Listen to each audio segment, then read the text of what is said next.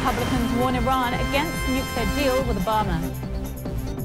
Prime Minister Netanyahu receives a warm welcome in Jerusalem market.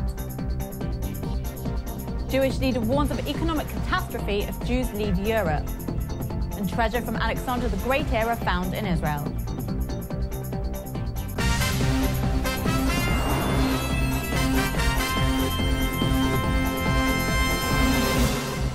Shalom and welcome to the Jerusalem Post News. The top stories for March 10th. US President Barack Obama responded yesterday to a letter signed by 47 Republican US senators warning Iran that any nuclear deal with Obama could last only as long as he remains in office. Some members of Congress wanting to make common cause with the hardliners in Iran. It's an unusual coalition. I think what we're going to focus on right now is actually seeing whether we can get a deal or not. And once we do, then if we do, then we'll be able to make the case to the American people, and I'm confident we'll be able to implement it. All right? Thank you very much, everybody. Iran's Foreign Minister Mohammad Javad Zarif also responded to the letter, calling it a propaganda plot that was unprecedented in diplomatic history. He said it showed that, like Prime Minister Benjamin Netanyahu, who he said, quote, considers peace an existential threat, some people are opposed to any agreement regardless of its content. Netanyahu made a surprise visit yesterday to the Machne Yehuda market in Jerusalem, where he received a warm reception 1 week ahead of elections. ואני שמח שבמדיניות התקיפה שלנו החזרנו את הביטחון לירושלים. השוק הזה צומח,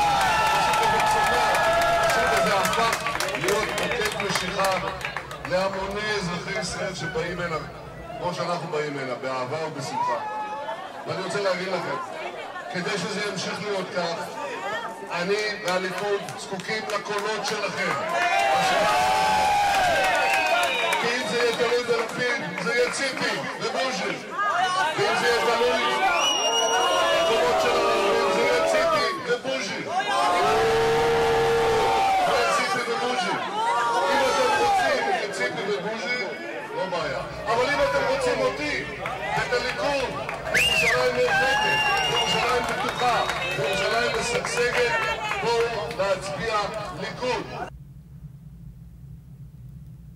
President of the European Jewish Congress, Moshe Kantor, warned yesterday that Europe is on the verge of a serious economic crisis if the European Union doesn't introduce new legislation to counter anti-Semitism.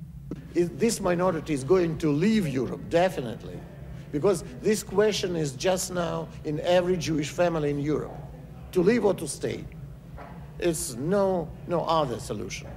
And the only one thing which can stop at the moment this process is real gestures of the authorities on European level and on British level. If at the moment authorities are not going to deliver some real gestures, I think it will be the trigger for very, very important economical crisis in Europe and in any country, in any big country.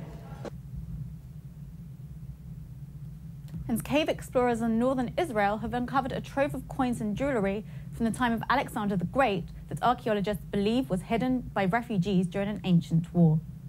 The two hoards can teach us about a new phenomenon that we just now beginning to understand it, about refugees who escaped into natural caves in the Galilee, and that was during the time of the Alexander the Great, or maybe after his death, when his predecessor fought one against the other, and the main battle was in Israel.